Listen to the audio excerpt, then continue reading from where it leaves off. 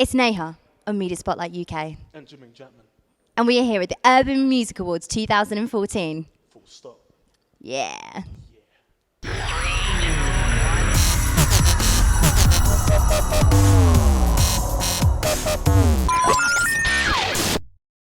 How are you feeling? You just came off stage. How was your performance? I'm feeling I'm buzzing. I'm buzzing. It's amazing to be able to perform in front of people like Big Nasty, DJ Ironic, Colin Jackson, and to be able to share my gift amongst all these young achievers, all these urban artists, urban creative minds. It's amazing. How has your life changed since The Voice 2013? I always say my life hasn't changed per se. I've won an amazing show which was viewed by 10 million people.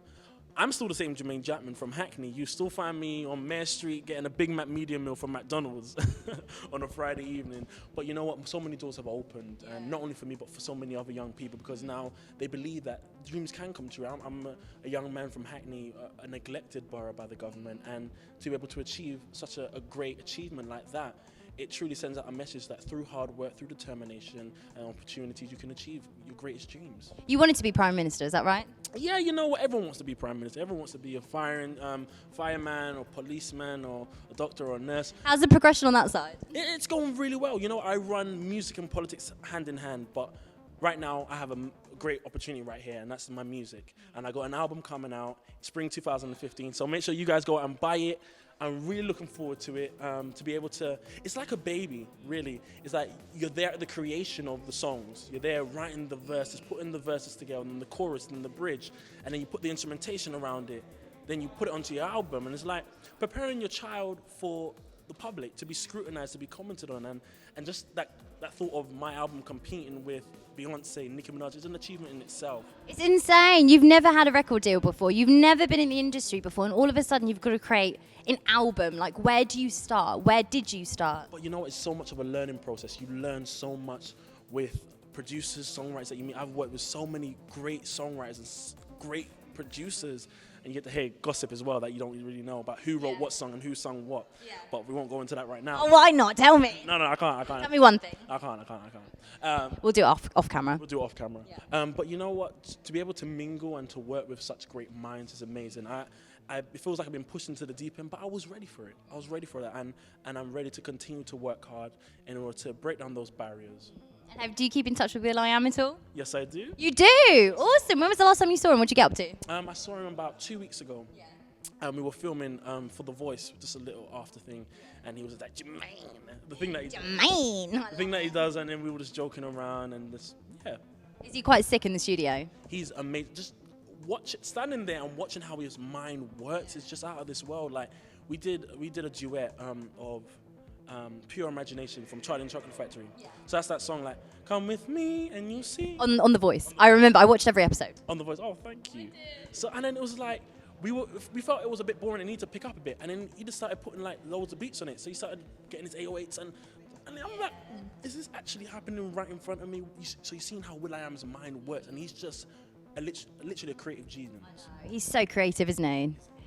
Amazing. Have you kept in touch with any of the finalists or any of the contestants? You know what? I get along with all the contestants, and I kept in contact with all of them, and I do speak to them. We had a gig together, we had a performance together a couple of weeks ago in Southampton, which was amazing, just to be reunited and see everyone again. But a nice reunited session is overdue, so we need to all meet up again. I'm so excited to ask about your sound of your album. Tell me now. The question was in my head. I was like, right, I don't care about the contestants. What is the sound of your album that's going to be like? Well, what is it? Wow. Oh, I'm excited. You know what? It's soul music to its best. My label, London Records, my management and myself have scoured the world for the best songwriters. And we found songwriters that have worked with Jennifer Hudson, Fantasia, Whitney Houston, and we've just put them all together and trying to make what would Luther Vandross do in 2014? What would soul music sound like in 2014? And it's soul music to its best. So you might feel that there's a bit of Sam Smith inspiration there, a bit of Luther Vandross inspiration over there, a bit of Aretha Franklin over there, and it's all about my inspirations and putting it into a song and converting it into what I would sing.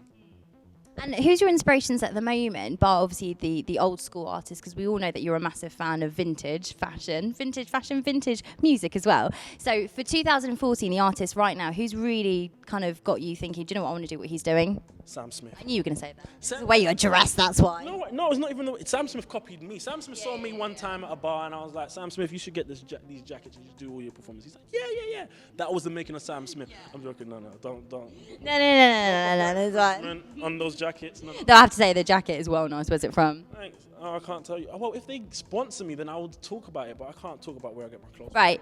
You know where this is from. Whoever's watching this, you better get sponsoring right now. What I'm trying to say, you guys need to sponsor me, Zara. You guys need to sponsor me and give me some free clothes, Zara. This is what I'm trying to say. It's not every day I have to go into Westfield and Stratford and buy my own clothes. Zara, I'm a presenter. I need sponsorship as well. If he's going to get some, I'm going to get some too because I'm in this interview. Oh, I think that was Zara. That's a sign. That's a sign that they are going to do it. So That is a sign. let's run with that.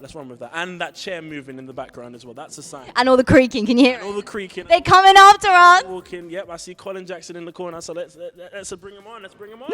Hey, awesome. Well, I'm so excited about your new album coming out. So when is it dropping? Spring 2015. A date? Oh, I don't even know.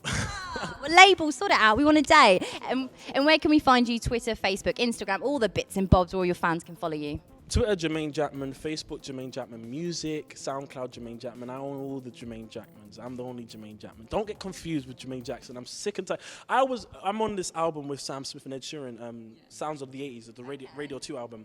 And it was a preview of it. And it said, and presenting Jermain Jackson. I was like, don't do that. Is it hard having another name out there the same as yours? Well, hopefully one day it will become Jermain Jackson's getting confused for Jermain Jackman, not the other way around. So let's pray for that day. Let's hope for that day. Pray for that day, right? High five. Enjoy it tonight and well done for your performance.